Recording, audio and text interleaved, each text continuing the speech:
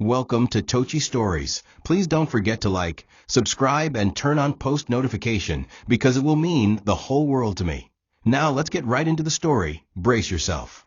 The morning sun had barely touched the tiled floors of the Okafor estate when Chioma tiptoed down the quiet hallway of the guest wing, her satin robe rustling lightly against her ankles. She carried a small gift box, an engraved bracelet she'd had custom-made for Daniel as a pre-wedding surprise. Her heart raced with excitement. It was their wedding day, the day she'd dreamed of since she first allowed herself to believe in love again. With butterflies fluttering inside her, she turned the corner near Daniel's suite, just as she heard his voice. It wasn't just the tone, it was the words. "Make sure you give Chief his last dose during the final meal. He'll be too weak to fight back once I become his son." Chioma's feet froze. Her smile faded. Was she hearing right? She moved closer, pressing herself against the wall near the slightly ajar door. Daniel's voice continued, smug and sharp. "Chioma's too soft, too blind. She doesn't even know how many times I've had you in that mansion. If only she knew how sweet you sound in her kitchen." Chioma's heart sank into her stomach. Her world, once bright with hope, dimmed in seconds. She peered slightly to confirm what her soul feared, and there it was, Daniel laughing softly into his phone. On the other end of the line, she recognized the voice, so familiar, so falsely comforting. It was Cynthia, her best friend, her bridesmaid, her sister in every way that mattered. "You know how dumb she is," Cynthia said with a cold giggle. "She even asked me to prepare your breakfast today. If only she knew I was the one feeding her father to the grave." Chioma stumbled backward, one hand over her mouth. Her body trembled as if caught in a storm only she could feel. How could they? Cynthia, who had cried with her during her heartbreaks, who had slept beside her in the dorms, who knew her every secret. And Daniel, her lover, her soon-to-be husband, whose hand she had kissed, whose lies she had called love. She could feel the walls close in around her. She wanted to scream, to burst through the door and tear them both apart. But instead, she walked away, slowly, one breath at a time. Her tears were silent but endless. The gown she would wear hours later no longer symbolized joy. It now weighed like chains. But as she collapsed into the corner of the hallway, sobbing quietly, she whispered a promise to herself. "I will not break, and I will not back down." Minutes later, she washed her face and returned to the bridal suite. Cynthia was there, fluffing her veil, smiling with sickening sweetness. Chioma pretended. She played along. Her voice was calm, her face blank. But inside her, a fire had started. She asked Cynthia casually if she could use her phone, claimed her own had died. Cynthia, unsuspecting and vain, handed it over. And in a flash, the truth unfolded. Messages, voice notes, deleted chats, secret folders, named Daniel. There were even meal plans with handwritten dosages. Chioma snapped screenshots and sent them to a backup account. No emotion showed on her face as she handed back the phone. But her soul had already begun crafting justice. Her wedding day was no longer about love, it was about truth. And she would deliver it in front of every guest, every camera, every single person who thought she was just another rich girl with a pretty smile. They were wrong, very wrong. Long before the betrayal, long before the lies, there was only laughter, loyalty, and late-night noodles shared between two girls in a campus dorm. Chioma had always been the quiet giver, the kind of rich girl who didn't flaunt her father's empire or the foreign cars that picked her up during holidays. She wore thrifted jeans, braided her own hair, and treated everyone with an equality that made her beloved on campus. And among all her friends, Cynthia was her heart. She had taken to Cynthia like a sister. They met during a group assignment in their first year. Cynthia was outspoken but fragile, always trying to look bold in public, but crying when alone. Chioma saw through her, saw the pain behind her pride, and offered her kindness instead of judgment. From then on, they became inseparable. Whether it was sharing hostile food, attending late lectures, or surviving heartbreaks, they stood by each other like shadows. Chioma gave more than friendship. She gave Cynthia her name, her protection, her social access. Whenever Chioma was invited to a party or high-level function, Cynthia came along. When Chioma bought new clothes, she got duplicates for Cynthia.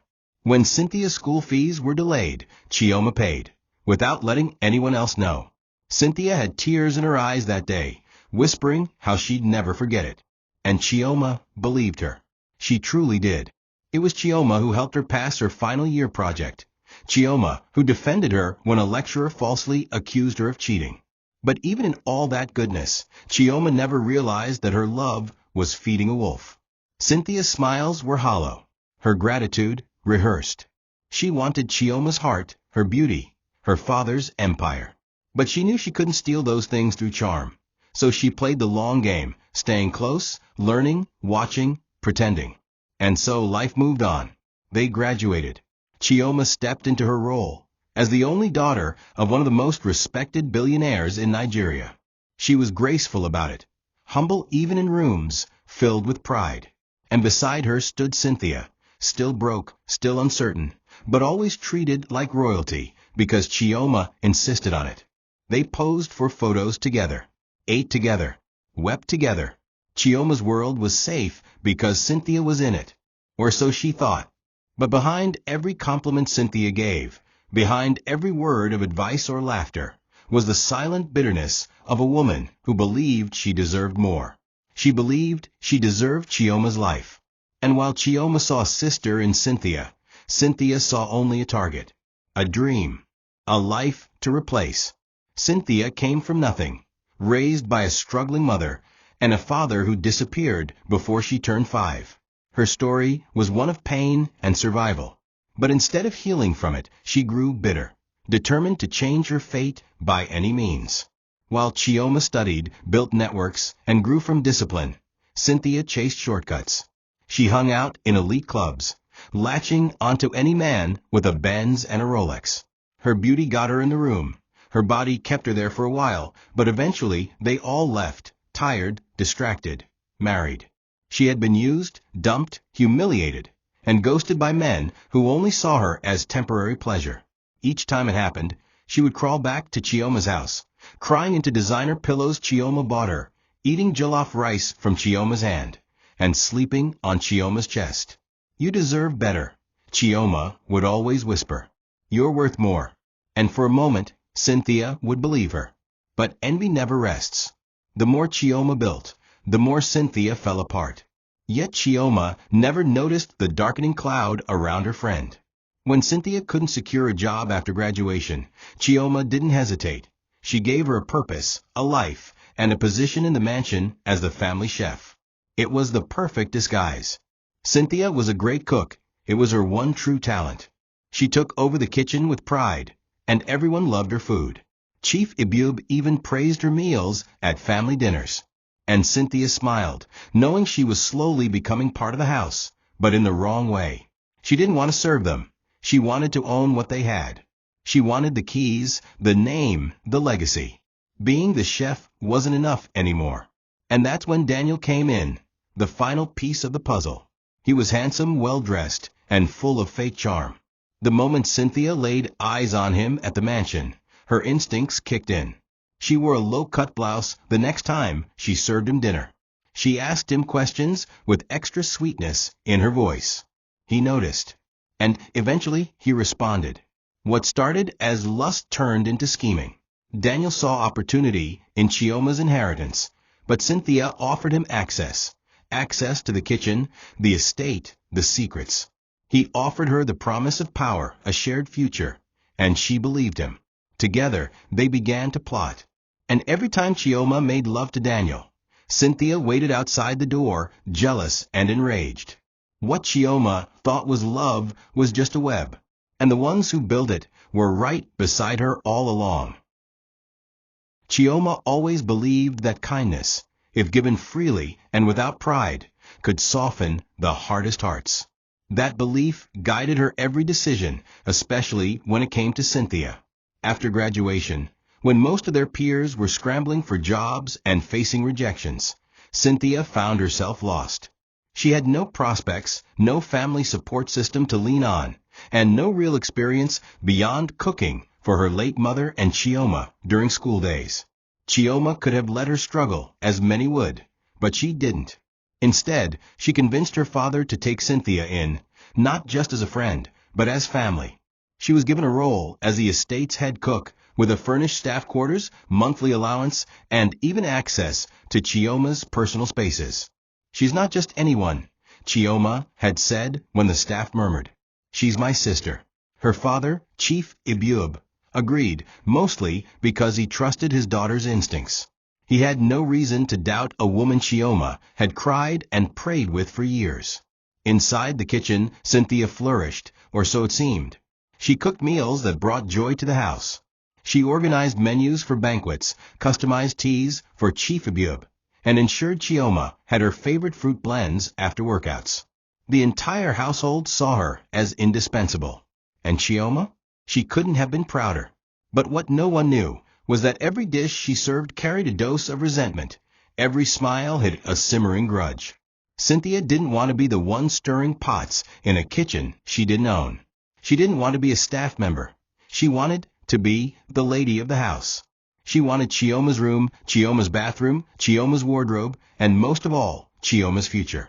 Every time she laid those golden ceramic plates before Chief Ibub, she imagined her signature printed on the estate's documents.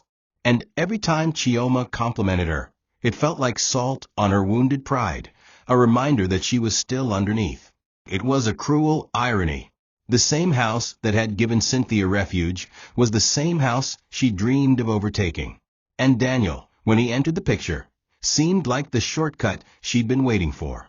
He was magnetic, clean-cut, and seemingly driven. Cynthia noticed how her pulse quickened when she saw him for the first time. She didn't even care that Chioma was falling in love. She only saw an opening. At first, he paid no mind to her, only nodding politely when she served meals or walked past. But Cynthia was patient. She switched her perfumes to softer, alluring scents. She lingered longer during mealtimes. She started wearing tighter clothes and asked personal questions with subtle charm. And eventually he noticed. They exchanged glances, then words, then nights.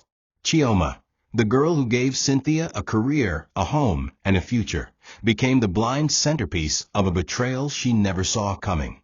Daniel was everything most women wanted on the surface: tall, dark, with a chiseled jawline, and the kind of voice that could make a room go silent.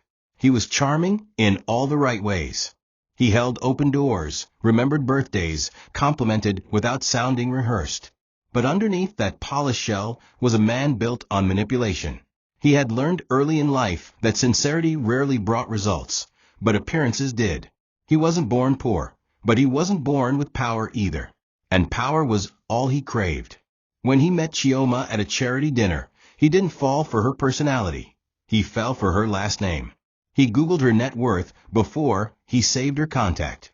From their first meeting, he began laying the bricks of a carefully calculated illusion, the perfect gentleman who saw beyond her wealth. And Chioma, soft-hearted and hopeful, fell for it like rain meets dry earth. He played his part masterfully. He visited her office with lunch, sent handwritten letters, and even sang for her once on her birthday. Chioma, who had once doubted if love would ever find her, felt seen. He asked about her mother. He told stories about his poor background and how he didn't want to be the kind of man who chased women for money. Every word was bait, and Chioma swallowed each line whole. When he finally met her father, he wore his best gray native attire, bowed respectfully, and called him sir like he meant it. Chief Ibub liked him instantly. Daniel was polite, educated, and ambitious, everything a man would want for his daughter. And while they spoke about business and study, Cynthia came in to serve drinks in her most revealing blouse. She batted her lashes, made extra comments, and lingered longer than necessary. Daniel noticed. And in that moment, what had started as a pursuit of wealth took a detour into lust.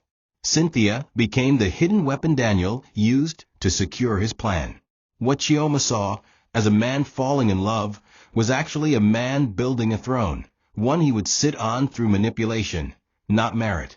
At night, he'd touch Cynthia and call her my real queen, while during the day, he held Chioma like she was his forever.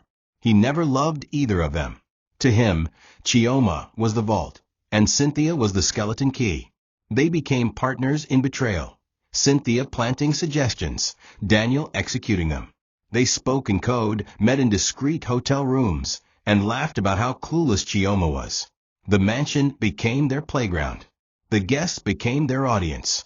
And Chioma, the generous woman who saw love where there was only ambition, had no idea she was weeks away from signing her soul over to devils wearing masks.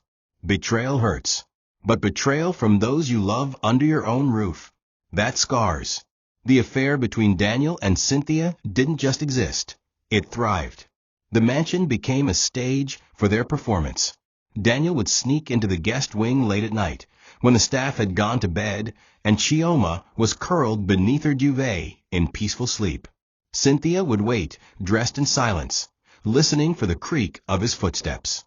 They had sex in the guest room, in the storage pantry, even once in the kitchen where Cynthia prepared Chioma's breakfast the next morning.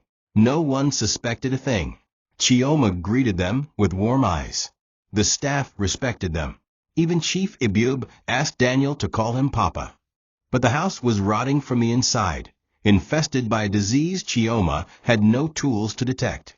Daniel would leave Cynthia's room and walk straight to Chioma's in the mornings, delivering kisses and warm hands. He'd tell her how lucky he was to have her. And when Chioma blushed and giggled, Cynthia would listen from afar with a twisted smile, as if she enjoyed watching her friend live in a lie. Cynthia justified her betrayal as a correction of fate. She believed she was claiming the life that should have been hers. In her mind, Chioma had everything too easily. She doesn't even know how to fight for what she wants, Cynthia whispered once to Daniel. She just receives. I'm the one who deserves this life. And Daniel? He encouraged it. Soon, baby, he said. Once her father is gone, you'll be the real queen. It was no longer just betrayal. It was strategy, a crime wearing perfume and pearls. The worst part was how completely Chioma loved them both. She cooked Daniel's favorite meals with Cynthia's help. She planned surprise birthday dinners with Cynthia's input. She once told her father, Daniel and Cynthia are the only people who truly understand me. That trust made the betrayal deeper, deadlier. The night before Daniel proposed, he slept with Cynthia in the mansion, then used Cynthia's idea to stage the proposal the next day. Cynthia picked the location. Cynthia chose the dress Chioma wore. And when Daniel went down on one knee, it was Cynthia who held the camera and screamed the loudest. Chioma cried with joy. Daniel kissed her. Cynthia hugged her from behind. And in that moment, the woman who should have protected her friend tightened the noose. The house felt warm, the smiles felt real, and the love felt eternal. But hell had already opened its door, and Chioma, barefoot and trusting, had already walked in. The night of the proposal was magical, at least to everyone else. Daniel had arranged a candlelit garden event at the Okafor estate. The trees were adorned with fairy lights, the breeze was cool and fragrant with roses, and Chioma had just returned from a successful charity fundraiser. She had no idea she was walking into what everyone thought would be the beginning of forever. When she stepped into the garden and saw the setup, petals lining the walkway, soft music playing, and her father standing proudly at the side, her heart nearly burst. Then Daniel walked toward her, dressed in a clean white kaftan, eyes glistening with emotion. He took her hands, knelt before her, and recited words that brought tears to her eyes. You're my home, Chioma. My future begins with you. Say yes. The crowd erupted in applause as she sobbed a joyful yes, unaware that Cynthia, behind the camera, was the author of every line. Cynthia clapped louder than anyone. She cheered like a woman who had no secrets. Her arms wrapped tightly around Chioma. Her voice trembled as she whispered, You deserve the world. And Chioma believed it. In front of the guests, Chioma gave a heartfelt speech that drew more tears. She thanked Daniel for loving her beyond her flaws. But it was Cynthia who received the most praise. I would never have found this love without her, Chioma said, taking Cynthia's hand. It was Cynthia who convinced me that Daniel was real. It was Cynthia who reminded me that I'm worthy of happiness. That moment, captured on dozens of phones and cameras, became the image everyone shared online. The perfect trio, bride-to-be, best friend, and the charming groom. But beneath Cynthia's smile was guilt wrapped in envy. And Daniel, standing proudly by Chioma's side, was already imagining how to slowly disappear her father once the wedding gave him access to everything. After the celebration, Daniel and Cynthia slipped away under the guise of helping with cleanup. They met near the wine cellar, away from the guests, where Cynthia pressed herself against him. She had no idea, she whispered with a grin, her hands wrapped around his waist. Daniel smirked. She won't know until it's too late. Cynthia pulled him closer. After the wedding, we'll change everything. Daniel kissed her hard and replied, one dose left for the old man. Then this house, this company, everything, is ours. They were high on power, lost in a fantasy that blurred love and ambition. Neither of them noticed Chioma's father, Chief Ibiub, walking nearby to grab a cigar from the garden storeroom. He paused at the sound of rustling and lowered voices, but didn't catch enough words to raise suspicion. Instead, he shook his head, mumbled something about the youth of today, and walked back toward the party. In that moment, the plan continued unhindered. Chioma's heart opened wider, unaware it would soon be the very thing torn apart. It started as fatigue. At first, Chief Ibiub simply found himself more tired than usual. He blamed age and pressure from managing multiple companies. But the episodes worsened.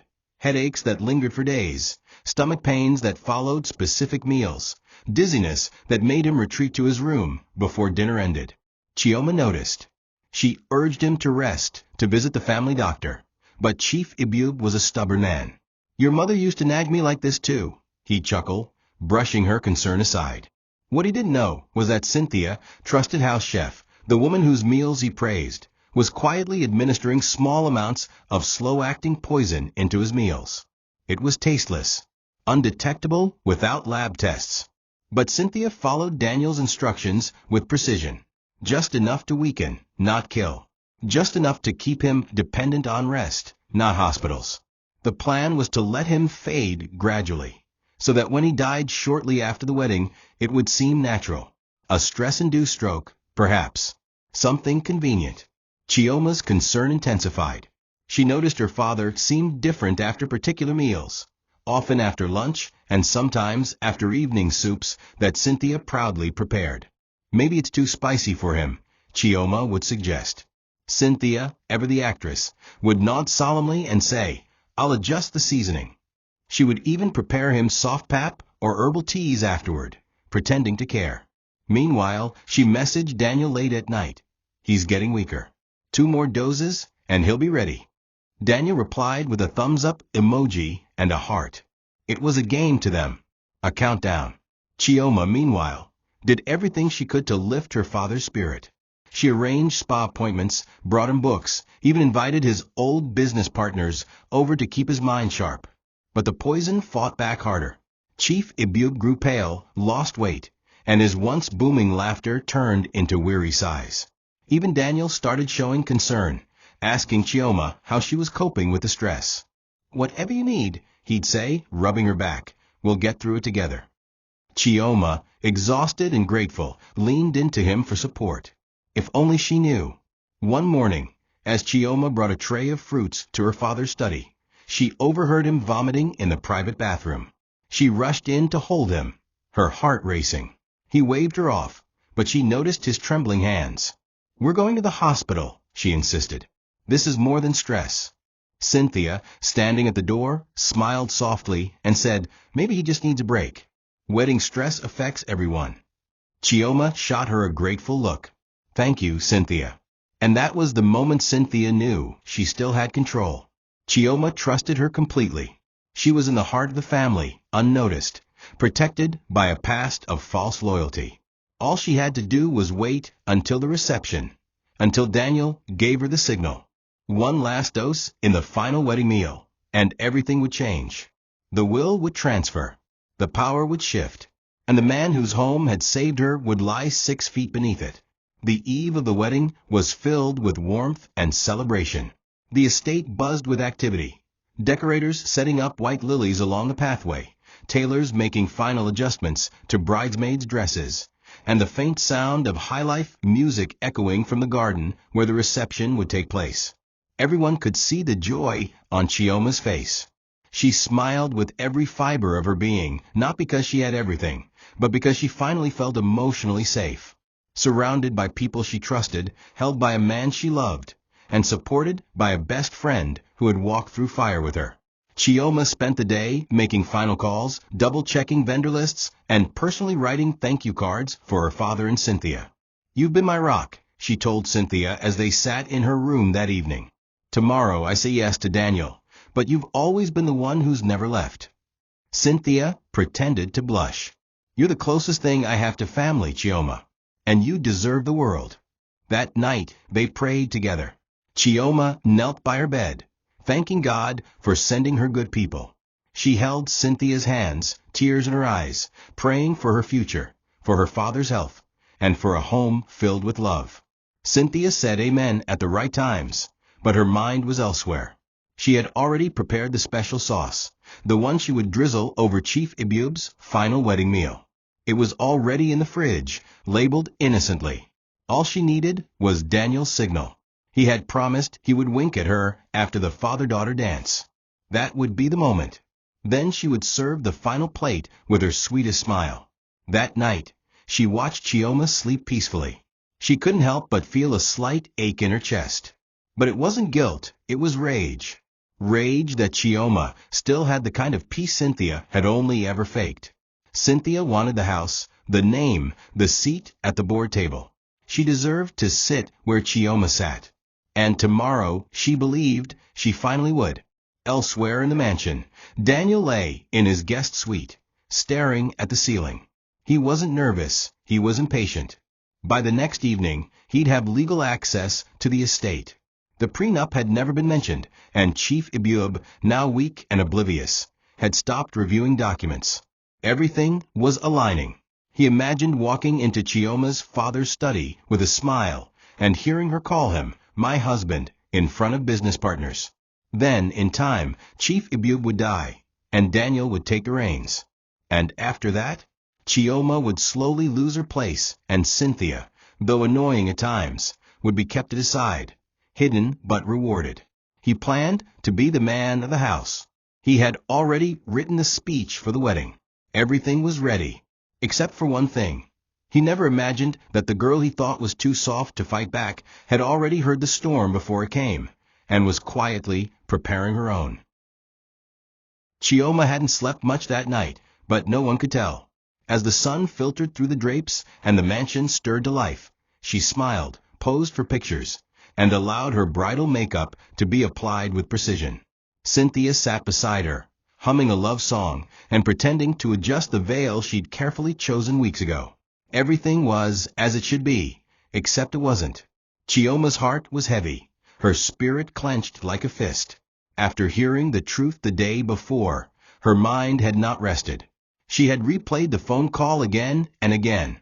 She had scrolled through Cynthia's phone while pretending to make a call, discovering messages that confirmed her worst fears. The folders labeled Daniel contained everything: secret meeting times, meal dosages, even an image of Daniel sleeping half-naked in the guest room that Chioma never knew Cynthia used. It was all there, evidence of betrayal woven into a friendship she thought would last a lifetime. But instead of confronting anyone, she had copied the files, saved the voice notes, and sent them to her lawyer and private investigator. Let the world see them for who they were, but on her terms. As guests began to arrive, the mansion buzzed with the hum of congratulations and laughter.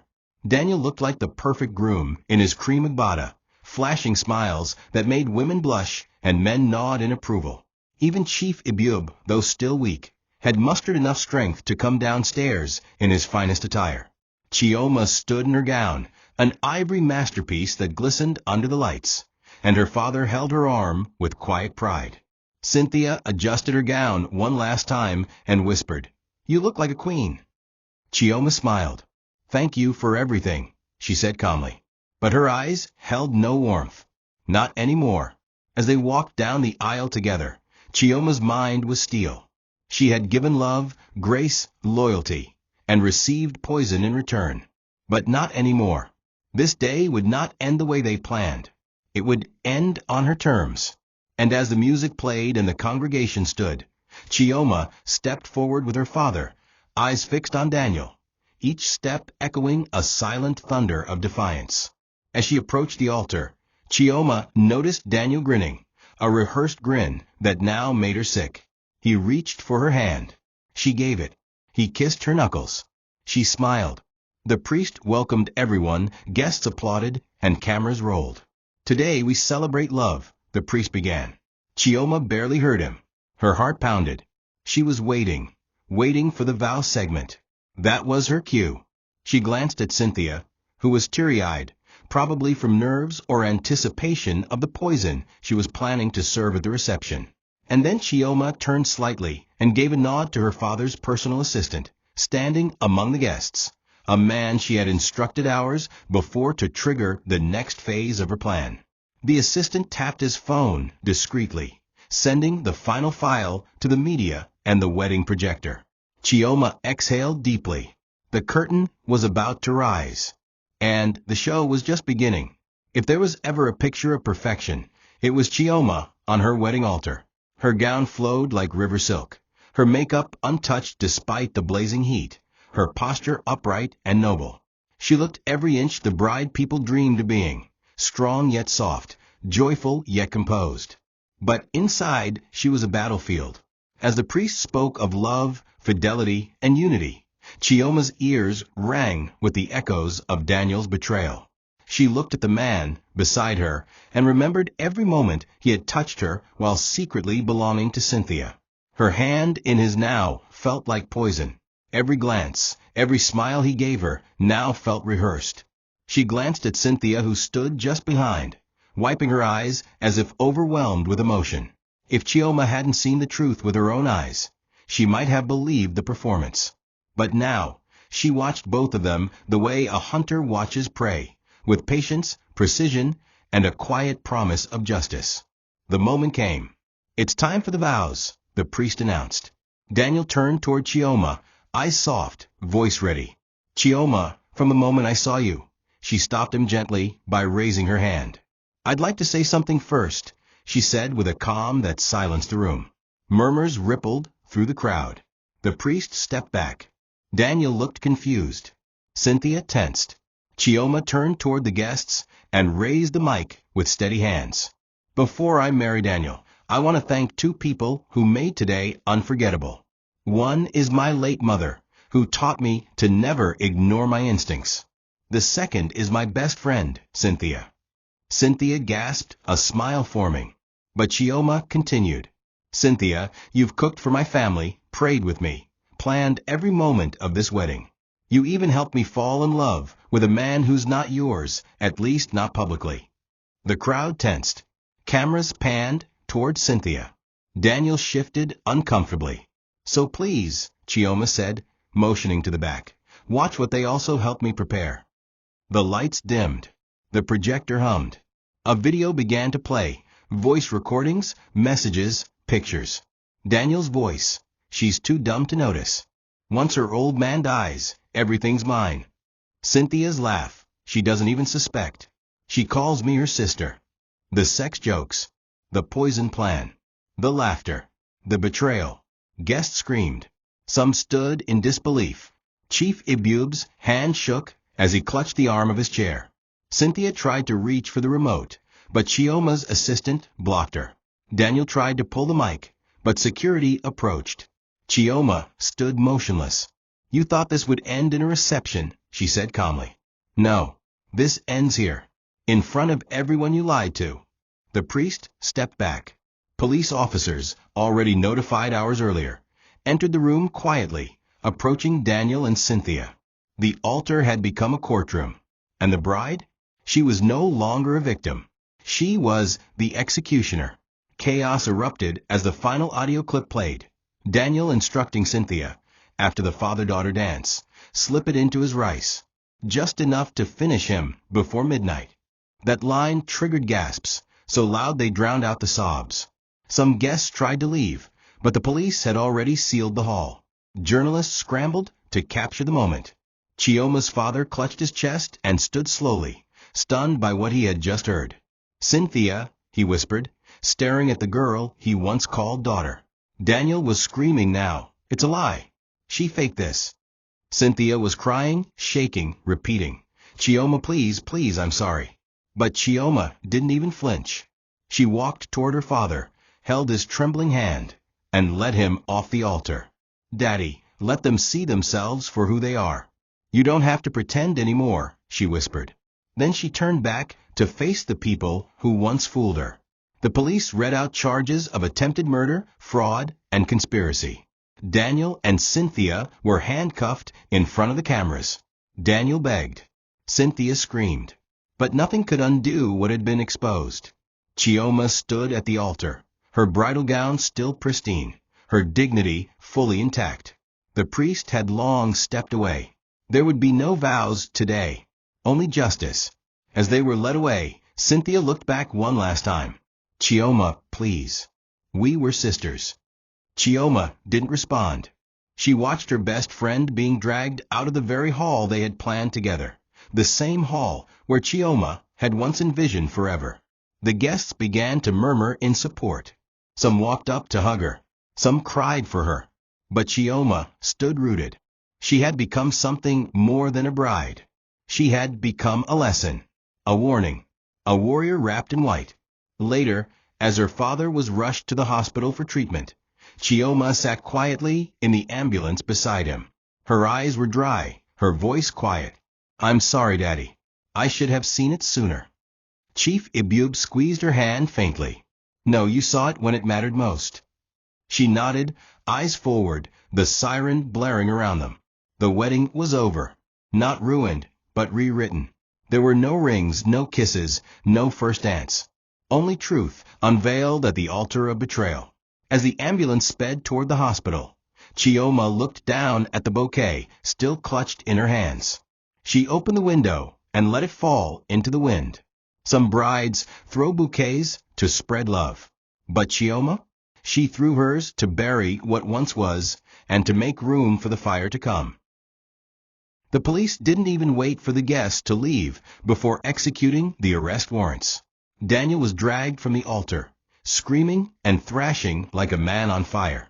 His agbada had already come loose from the scuffle, exposing the panicked, sweating shell beneath all his charm. Cynthia, on the other hand, was quieter. Her mouth trembled, her body shaking in disbelief as two officers took her by each arm. She was still wearing her bridesmaid gown, lavender silk with gold embroidery, the same one Chioma helped her choose. "I didn't mean to, Chioma. It wasn't supposed to go this far," she sobbed. Chioma didn't blink. She stood like a statue on that altar, gripping the mic stand with one hand and her father's old handkerchief in the other.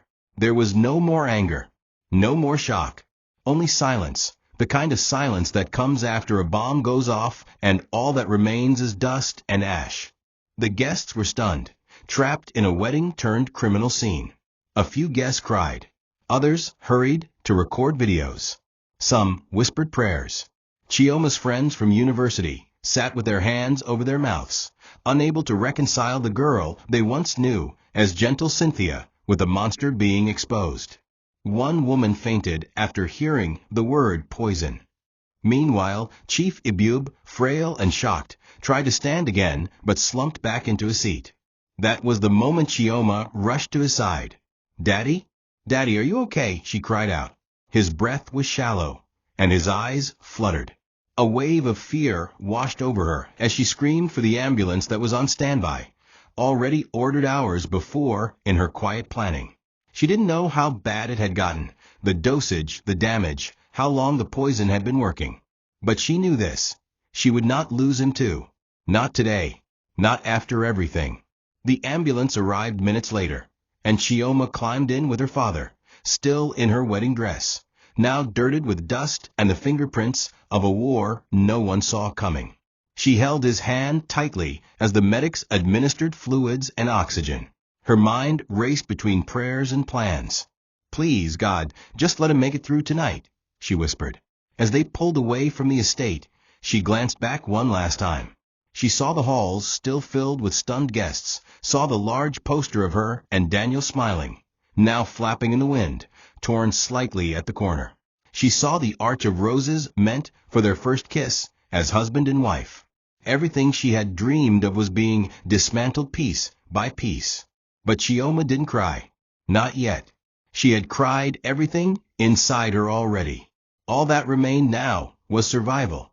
The emergency room was cold and sterile, but to Chioma, it felt like a sacred battlefield. She refused to leave her father's side, even as the doctors ran tests and whispered grim possibilities to one another. Chief Ibub lay on the bed, eyes half shut, with machines monitoring every breath and heartbeat. He's stable for now, the doctor said, but we need to run toxicology tests to determine the exact substance. Chioma nodded, holding back tears. Her father's skin was pale, his lips dry. This was a man who had stood like a lion in every room, a man who built an empire with sweat and brilliance. And now he was reduced to shallow breaths and slow blinks, because he trusted too easily. Because she trusted the wrong people. You saved him, one of the nurses told her gently. If you hadn't exposed them today, another dose could have killed him. But Chioma didn't feel like a hero. She felt like a daughter who had failed to see the fire until it was nearly too late. While her father slept, Chioma sat in the hospital corridor, still in her gown, still in silence. Nurses passed by and glanced at her with a mixture of pity and awe. Her makeup had faded, her hands still trembled occasionally, and her phone had exploded with thousands of missed calls and messages. Some were from journalists, some from family members abroad, some from socialites who had attended the wedding and now wanted to check in. She ignored them all. She didn't want sympathy. She didn't want to hear anyone say how strong she was. What she wanted was peace. But peace was a luxury now. The betrayal had stolen everything. Her joy, her trust, her ability to relax in her own skin. What hurt the most wasn't that Daniel betrayed her, or that Cynthia planned to murder her father. What hurt most was that she never saw it coming. She, who prided herself on her instincts. She, who believed loyalty was a reflection of the love you gave. Hours passed, and her father finally stirred. Chioma, he croaked, barely audible. She ran to his side, bent down, and kissed his hand. Daddy, I'm here, she whispered, tears spilling now. I didn't let them win. He smiled weakly. You're your mother's child, he whispered. You saved me. That was when the dam broke. Chioma wept into his chest, the gown now soaked with sorrow, love, and relief. She hadn't failed completely. He was still alive. The story hadn't ended in a grave. Not yet. But even as she sobbed, part of her hardened. She knew that from this point on, her life would never be the same. Trust would be rare. Smiles would be questioned. And love was a language she no longer knew how to speak. The media storm began before dawn. Every major newspaper carried her story. Wedding of the year turns into crime scene. Heiress exposes fiancé and bridesmaid's murder plot. Videos of the projector reveal had gone viral. TikTok edits, Twitter threads, YouTube breakdowns, all dissecting Chioma's moment of justice. Some praised her bravery. Others speculated it was all a publicity stunt. Some even blamed her, claiming she should have known better. But Chioma didn't respond. She didn't grant interviews. She didn't make statements. She simply sat by her father's bedside, day and night, waiting for his strength to return. The world outside her hospital room had become a circus. But inside, all that mattered was the slow rhythm of her father's breathing and the haunting echo of Cynthia's voice saying, "You deserve the world." Family members began to visit. Aunts from her mother's side brought food. Distant cousins called from abroad. They all said the same things. "We're proud of you. You handled it with class." What strength! But those words meant nothing to Chioma now. Strength? She hadn't felt strong. She had felt destroyed. Alone. Hollow. Each night she stared at the white ceiling tiles and wondered how long Cynthia had hated her. Was it from the beginning? Was there ever a moment where the love was real? Or had she just been a stepping stone to someone else's ambition all along? Those questions dug into her like thorns. Worse still, she sometimes caught herself scrolling through old photos, selfies with Cynthia, date nights with Daniel, wondering if she could ever trust her memory again. If the people she once called family could lie so easily, then what was real anymore? Chioma didn't eat for days. Her father's condition stabilized, but he remained under close monitoring. Once he tried to encourage her, whispering, "The worst is behind us." But she wasn't sure. The worst wasn't the betrayal. It was the silence afterward. The silence where your thoughts screamed louder than any voice. She stayed in the hospital long after the doctors gave permission to leave. Because going home meant walking into the mansion where it all happened, where Daniel whispered lies, where Cynthia stirred poison into her father's soup. She couldn't bring herself to do it. Not yet. The wedding decorations were probably still there. The white petals on the walkway, the torn poster, the untouched cake. In another world, they might have buried her father that weekend. But instead, they buried her heart. And no one could see that funeral, except her. When Chioma finally stepped back into the mansion, it no longer felt like the home she had always cherished. The towering gates, once symbols of security, now looked like prison bars that had locked her with memories too painful to erase. She walked through the grand entrance slowly, each step echoing through the marble floors like a funeral march. Her heels tapped against the ground with precision, but her heart stumbled with every sound. Everything was untouched. The reception hall still decorated with flowers, the photo banners of her and Daniel still hanging, smiling like they hadn't been slaughtered by truth. The petals from her bouquet, now dried and scattered on the stairs, crunched beneath her feet. The staff bowed silently as she passed, their eyes clouded with sorrow. No one knew what to say. What could they say? That they were sorry? That they never suspected? That they wished they had seen it coming? None of that mattered. Chioma didn't need words. She needed to forget. But forgetting was impossible in a house where every room had been touched by betrayal. Her bedroom felt like a coffin, thick with the scent of perfumes Daniel had once bought her. She sat on the edge of her bed and stared at the dressing mirror, unsure of who the woman looking back at her was. Was she the same girl who used to write love letters in the middle of the night? Who spent hours designing the perfect guest list? Who once knelt in this very room with Cynthia and prayed for God-fearing husbands? She rose abruptly and tore down every framed photo of her and Daniel. She opened her wardrobe and pulled out the lingerie she bought for their wedding night, then threw it into a trash bag along with all his gifts. She stripped the bed sheets, grabbed the candles they once lit during their anniversaries, and dumped them all into a pile. By evening, the room was bare save for a mattress and a few untouched books. But even then, the silence screamed. Chioma sat by the window for hours, wrapped in a shawl, watching the wind shake the trees outside. She didn't cry. She couldn't. Her tears had dried in the hospital. What remained was a numb ache that clung to her chest like wet cloth. A part of her wished someone would come in and hold her, tell her it was over. But even her father, still recovering, couldn't offer the comfort she now craved, because it wasn't protection she needed. It was restoration. She no longer feared pain. She feared the weight of love. Love had cost her almost everything. And now, even the thought of someone saying, "I love you," made her stomach churn. That night, Chioma curled up on her mattress like a child. The mansion was dark. The hallway echoed emptiness. And inside her chest, the place where love once lived now housed only a terrifying silence. In the weeks that followed, Chioma buried herself in routine, not out of discipline, but desperation. She woke up, bathed, exercised, and supervised repairs around the estate with mechanical precision. Her staff walked on eggshells around her, not because she was harsh, but because she had become unreachable. There was no spark in her voice anymore. No laughter in the hallways. She went to her late mother's garden each morning, not to water flowers, but to sit in silence, staring into space, as if waiting for a version of herself to return. But that version of Chioma, the girl who believed in fairy tales, who believed her best friend's laugh meant loyalty, and her fiancé's kiss meant forever, was dead. And in her place was a woman haunted by her own kindness. Everyone around her tried to offer warmth. Her father, now steadily recovering, sent notes and books. Her aunt visited with stories and herbal teas. Even an old classmate reached out gently with hopes of catching up. But Chioma kept her doors closed, and her heart even more tightly sealed. Men tried, of course. They always did.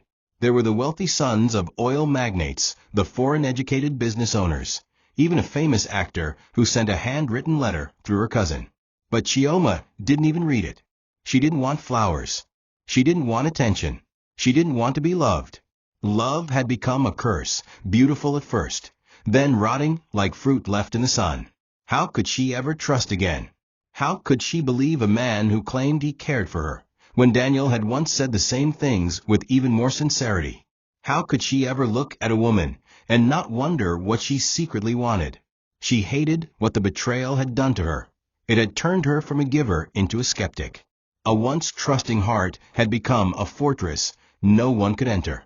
And even if someone managed to knock, she wasn't sure she'd ever answer again. At night, Chioma would sit in her study, writing pages she never intended to publish. Letters to her younger self. Letters to her future child. Letters to a God she still believed in, but now questioned in whispers. She asked him why he let her give so much to people who only took. She asked him how to live when everything she built emotionally was destroyed in a day. And most of all, she asked him what it meant to forgive when the wound was still open. Each night, she wrote until dawn, then tore the pages into pieces and flushed them down the toilet. She didn't want anyone to see them. Not yet. Not ever. She didn't cry anymore. Not because she was healed, but because she didn't want to waste water where blood had already been shed. To the world, she was the strong heiress who exposed evil on her wedding day. But inside she was still bleeding. Prison was never built for someone like Cynthia. Not physically, not emotionally. The cell was small, damp, and loud at night, filled with women whose anger made the walls vibrate with curses and grief. She wasn't given special treatment. The guards didn't care that she once cooked for billionaires or posed beside socialites at weddings. She was just another number now. In the early days, she walked tall, trying to act unbothered. But the whispers followed her. Some inmates had seen the video. Some had read the tabloids. Poison bride, they called her. The killer cook. Every mealtime was torture. Her cellmate stole her bread. Another woman slapped her once for acting like royalty. But Cynthia didn't fight back. She couldn't. Her spirit had already started to crack. The walls of the prison were only a mirror of the prison she had built within her soul. Guilt clawed at her throat every night.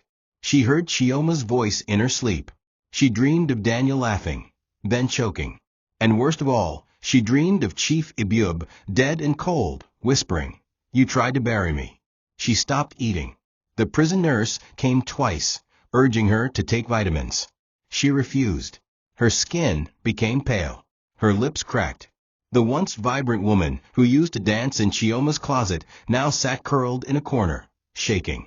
Sometimes she wrote letters to Chioma, long rambling apologies filled with regret and self-hate. She asked the warden for stamps, but never sent them. What could she say that would matter now? That she didn't mean to fall in love with Daniel? That she never planned to kill anyone, just wanted to finally be seen? That she once truly loved Chioma, but hate grew in the soil of comparison? None of that erased the fact that she had poisoned food with her own hands. That she had kissed Daniel in the very house Chioma built for her. That she had cheered at the proposal like a sister, then planned a funeral like a killer. One evening, as the prison lights dimmed, Cynthia stood by the window bars and stared at the moon. "I'm not evil," she whispered to herself. "I was just tired of losing." But deep down, she knew that was a lie. She had chosen envy over gratitude, betrayal over love. And now she had nothing left. Not her name, not her freedom, not even her dignity. All she had were memories that haunted her like ghosts with knives. Her mother had once warned her, the girl who bites the hand that feeds her will one day starve and remember the taste. And now, with each passing day, Cynthia remembered not the meals she cooked or the dresses she wore, but the friend she destroyed, the sister she murdered in spirit. and the vow she would never be able to rewrite. The day of the sentencing came like a storm cloud Chioma never asked for, but couldn't ignore. Her lawyers had kept her informed, but she refused to attend the hearings. She didn't want to see Daniel's face again. Didn't want to hear Cynthia beg or explain. She had heard all she needed to on her wedding day. Their voices played on repeat in her mind. So instead, she spent the morning in her late mother's garden, seated on the same stone bench where she used to write in her teenage journal. Her father sat beside her, finally well enough to be discharged, though he now walked with a cane and tired eyes. "They're being sentenced today," he said softly, holding her hand. "You don't have to go, but you can still take closure in knowing they'll never touch your life again." Chioma nodded, not out of peace, but out of weariness. Closure sounded too much like an illusion. There were no doors to close, only wounds to keep clean. In the courtroom, Daniel stood with defiance at first. He claimed innocence, called the recordings fake, blamed Cynthia for everything. But the evidence was airtight: the text messages, the voice notes, the financial transactions, the video files, the poison residue found in the kitchen bin. Cynthia sat behind the glass like a ghost, no longer defending herself, just quietly shaking her head as the judge read the charges. Conspiracy to commit murder, attempted murder, fraud, abuse of trust. Daniel was sentenced to life in prison without parole. Cynthia received 25 years. The courtroom buzzed with murmurs, reporters scribbled quickly, and photos flashed. But Chioma wasn't there to see it. She was at home, packing away the last of her wedding boxes. The gown was long discarded, but the shoes, the jewelry, and the handwritten vows were still in a drawer she hadn't opened in weeks. Today, she opened it, and without reading anything, set it all ablaze in the backyard furnace. That night, she lay in bed and thought not about revenge or justice, but about who she used to be. A girl who saw the world in black and white, good friends and bad strangers, trustworthy lovers and red flags. Now everything was gray. She didn't believe in fairy tales anymore. She didn't even believe in fresh starts. Just survival. Her father knocked gently on her door before bed. "Are you okay?" he asked. "I don't know," she answered truthfully.